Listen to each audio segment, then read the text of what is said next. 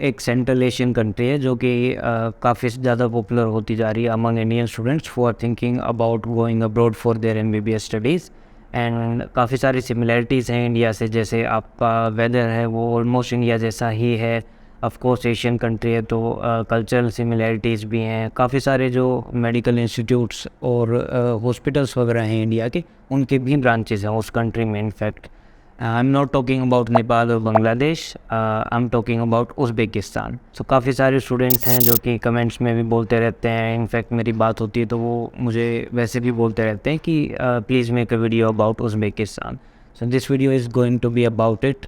जितनी भी आपकी बेसिकली इन्फॉर्मेशन आपको चाहिए to make a decision if this is a country that you should go for, तो आपका बजट कितना होगा, NMC की गाइडलाइंस क्या है, लाइसेंसिंग एग्ज़ाम का क्या क्राइटेरिया है, या होगा या नहीं होगा, and all of that we are going to cover each and everything. So let's get started with today's video. सबसे पहले बात कर लेते हैं लोकेशन की एंड डिस्टेंस की। तो लोकेशन जो इस कंट्री की वो सेंट्रल एशिया में बोली जाती है। You can see it on the map itself.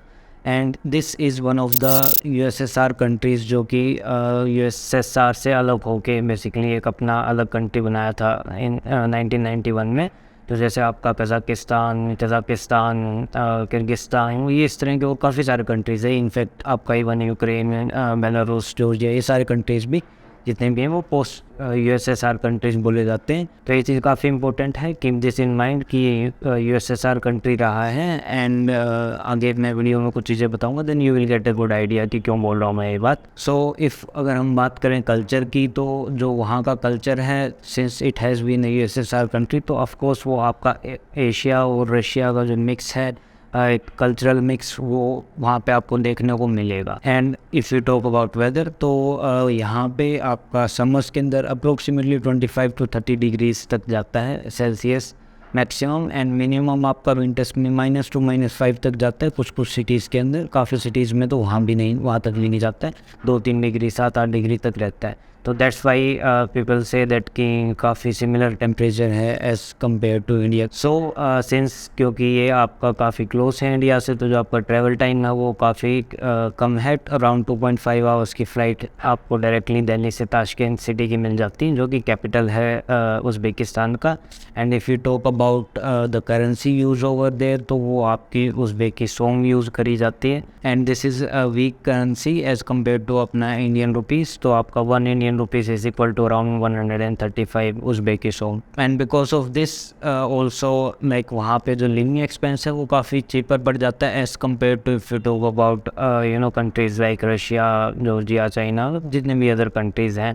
काफ़ी जो पॉपुलर ऑप्शंस हैं अमंग आउट ऑफ दोस्त, तो काफ़ी नहीं कहूँगा, लेकिन थोड़ा सा आपको चीपर साइड पे पड़ता है लिविंग एक्सपेंसेस, क्योंकि थोड़ा सा करेंसी उनकी वीकर पड़ती है। आपको इजी पड़ता है एस कन्वर्जन रेट पे, जब आप यहाँ से इंडिया से वहाँ पे आप पैसे भेजते हो या वहाँ पे आप पैसे निकालते हो जब इंडिया से। ये तो एक आउटलाइन होगी, आपको आइडिया लग गया कि कंट्री कहाँ पे लोकेटेड है, कैसी वेदर है and all of that. But the सबसे मेन जो इम्पोर्टेंट क्राइटेरिया है आप कोई भी अगर if you are thinking about going abroad, and that is कि is that country fulfilling the NMC guidelines. तो NMC गाइडलाइंस का काफ़ी लोगों ने अलग अलग तरीके से अलग अलग बातें बोली हैं, but I will clear this up for you. The thing is कि जो जितने भी NMC की गाइडलाइंस हैं, जैसे कि आपका कम्प्लीटली फुल इंग्लिश मीडियम होना चाहिए, मिनिमम 54 मंथ्स ड्यूरेशन होनी चाहिए आपकी, प्लस इंटर्नशिप होनी चाहिए, आपको लाइसेंस एग्ज़ाम का होना चाहिए, उसके बारे में हम आगे बात करेंगे। तो all of these are fulfilled in Uzbekistan. तो आपका जो कोर्स ड्यूरेशन है वो 5 + 1 ईयर्स है। तो 5 ईयर्स की आपकी टोटल ड्यूरेशन प्लस 1 ईयर आपका इंटर्नशिप कराई जाती है, तो टोटल आपका 6 ईयर्स ही हो जाता है, सिमिलर टू रशिया।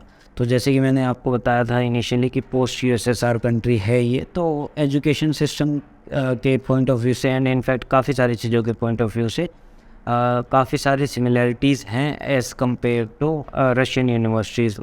तो आपका बहुत ज़्यादा डिफरेंस नहीं है। एक जो मेजर डिफरेंस है वो यही है कि रशिया के अंदर आपका जो 6 ईयर्स की ड्यूरेशन होती है, उसके अंदर आपका थ्रू आउट द कोर्स आपको क्लिनिकल रोटेशंस इंक्लूड करके दिया जाता है, rather than just additional 1 year after your 5th year. ऐसा यहाँ पे रशिया में नहीं होता है।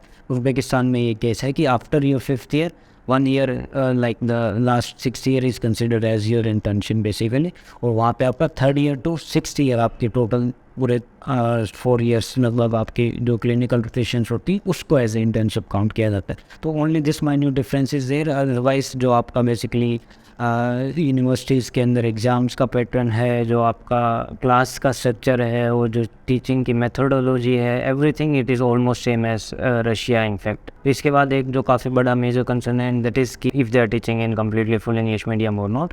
तो जितनी भी यूनिवर्सिटीज़ हैं वो कम्प्लीटली फुल इंग्लिश मीडियम में ही पढ़ाई करा रही हैं आपकी, जो मैं एक्चुअली अभी आपको दे दूँगा लिस्ट चेक यूनिवर्सिटीज़ की, जो कि मेजर यूनिवर्सिटीज़ हैं। Most of the Indian students वहीं पे जा रहे हैं।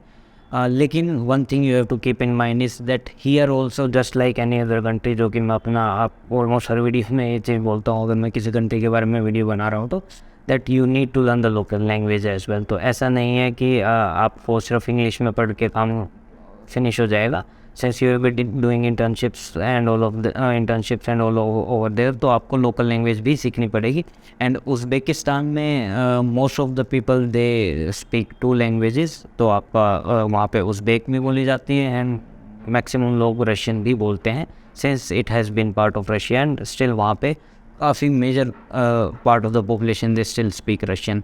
इनफैक्ट आपको एक चीज़ जो नॉर्मली कोई नहीं बताएगा वो ये है कि वहाँ जाने के बाद you are given a choice, unlike Russia. जैसे रशिया में तो आपकी रशियन लैंग्वेज की क्लासेस लगेंगी आपका with the rest of the syllabus and rest of the curriculum. तो उज़्बेकिस्तान में you are given choice among इधर रशियन और उज़्बेक बेसिकली। तो आप इन दोनों में से कुछ कोई एक लैंग्वेज चूज़ कर सकते हो। And most of the Indian students they basically choose Russian language as compare to Uzbek. Uzbek बहुत कम लोग चूज़ करते हैं। 99.9% Indian students they are choosing Russian language only as the language option जो वहाँ पे दिया जाता है। Now let's talk about license exam. तो जो लाइसेंस एग्ज़ाम को लेके काफ़ी सारी कन्फ्यूजन है, अलग अलग लोग अलग अलग तरह की बातें बोलते हैं। तो I clear this up for you guys. Basically जो वहाँ के उज़्बेकिस्तान के जो लोकल लोग हैं, जो लोकल स्टूडेंट्स हैं, once they have studied, they have completed there MBBS, तो उनको they don't really need to give a separate licensing exam to practice over there. तो जैसे ही उनने अपनी MBBS फिनिश की है, दे automatically gate licence. And the Uzbek government has made this clear also. Official notice भी हैं आपके इंडियन एम्बेसी की वेबसाइट्स वगैरह पे भी मेंशन है clearly.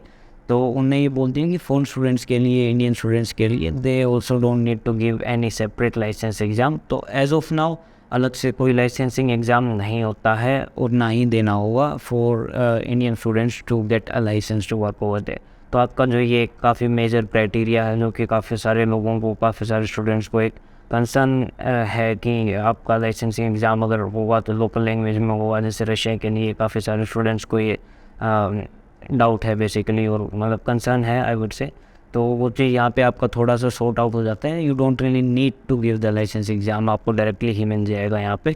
Although this can change but we never know, हो सकता है चेंज हो ना हो। But as of now, as per the latest guidelines and latest rules and regulations of the country, आपको कोई लाइसेंस एग्ज़ाम वहाँ पे देने की ज़रूरत नहीं होती। You will get the license automatically. तो ये सिचुएशन जो आपकी ऑलमोस्ट इंडिया की जैसे ही है, जैसे इंडिया में होता आया है अभी तक। अब नेक्स्ट हो जाएगा, नेक्स्ट होगा तो उसके बाद इंडियन स्टूडेंट्स को, गवर्नमेंट हो या प्राइवेट हो, सबको देना होगा इंडिया में लाइसेंस एग्ज़ाम। बट पहले बिफोर दैट आप अगर किसी भी MBBS कॉलेज में, मेडिकल कॉलेज में एडमिशन लेते हो तो once you are done with your degree तो आपको डायरेक्टली लाइसेंस मिल जाता था ऑटोमेटिकली।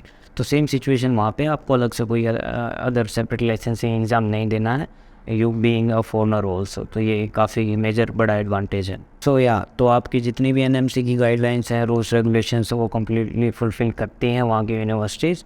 अब अगर हम बजट की बात करें तो जो बजट है वहाँ पे ऑन एन एवरेज सारी यूनिवर्सिटीज़ को देखते हुए आपका 25 to 30 lakhs के अंदर कंप्लीट हो जाता है वहाँ पे। And in some universities up to 30 lakhs के अंदर आपका everything it will include your tuition fees, your hostel fees, your medical insurance, medical checkup, visa extension, आपका ट्रैवलिंग, आपका लिविंग एक्सपेंस, वो सब भी कवर हो जाएगा कुछ यूनिवर्सिटीज़ में। कुछ यूनिवर्सिटीज़ में up to it will go up to 35 maximum, इतना ही जाएगा। तो वो डिपेंड करता है, हर यूनिवर्सिटी का अपना अपना थोड़ा सा डिफरेंट फीस स्ट्रक्चर है। बट जो मेजर मेन यूनिवर्सिटीज़ है वहाँ पे उज़्बेकिस्तान में, जो कि मोस्ट पॉपुलर और जहाँ पे most of the Indian students जाते हैं, तो those are your Samarkand state medical university, आपका ताशकंद मेडिकल एकेडमी, आपका Andijan state medical university, Fergana state university and Bukhara state medical university. तो ये मेन यूनिवर्सिटीज़ हैं सबका फीस डिफरेंस थोड़ा थोड़ा सा है, कुछ फ्यू लैक्स ऊपर नीचे है. तो if you want a detailed breakdown of fee structures of any of these universities, or if you want to know the admission process and all of that, so if you need any assistance with that, you can always get in touch with us. And जितने भी ये मैंने universities बताई हैं आपको, ये सारी की सारी यूनिवर्सिटीज़ WHO रिकगनाइज्ड भी हैं. तो ऑफकोर्स NMC की गाइडलाइंस आपकी फुलफिल हो रही है. But if someone is thinking about going to UK, USA और any of the other countries, तो आपकी जितनी भी मेजर कंट्रीज़ हैं, तो सभी कंट्रीज़ की मेडिकल काउंसिल भी इन यूनिवर्सिटीज़ को रिकगनाइज़ करती है, क्योंकि आपके WHO रिकगनाइज़ कर रहा है, WDMS की लिस्ट में है ये सारी universities available. And if you want to check for your self कि आप कैसे चेक कर सकते हो, तो I have made a video earlier, you can watch that video, I link it somewhere. तो you will get a good idea कि how you can check it for your self if a university is recognised bye WHO or not. So in conclusion, Uzbekistan is a good option overall. आपको infrastructure, budget, location, weather, सारी चीज़ों को mind में रखते हुए overall it is a good option, क्योंकि आपका basically जो वेदर का एडवांटेज है वो ऑलमोस्ट सिमिलर टू इंडिया हो जाएगा. तो you will be able to see almost similar diseases during your internship and clinical rotations and all of that. And on top of that, आपका it is really close to India as well, तो it takes only 2.5 hours. आपका daily Delhi to Tashkent flights चलती हैं. So if this is a concern for someone कि आपको distance काफ़ी close चाहिए India से, तो this is also going to be a great advantage in this case. But you have to keep one thing in mind also कि जो Uzbekistan है वहाँ पे आपका जो इंडियन स्टूडेंट्स हैं उनके बैचेस आपके 2019 ऑनवर्ड्स ही स्टार्ट हुए. तो उससे पहले वहाँ पे इंडियन स्टूडेंट्स नहीं जाते थे एक आधा कोई जाता था. But on a regular basis आपका 2019 ऑनवर्ड्स ही इंडियन स्टूडेंट्स मेजरली वहाँ पे जाना स्टार्ट हुआ है. So you have to keep this in mind as well when you are making a decision. बाकी एज आई सेड कि जो आपका एजुकेशन सिस्टम है, पैटर्न है, and teaching pattern and all of that, it is almost same as Russia. तो बहुत ज़्यादा इन चीज़ों में डिफरेंसेस नहीं है. And if you want to know what is admission process for MBBS abroad, तो I made a video earlier, you can check that out also. सो या, I hope this video was useful for you guys. And if you still have any doubts regarding MBBS abroad admissions, or about different universities or anything, you can always get in touch with us. And if you are still watching, please subscribe to the channel, and see you guys in the next video.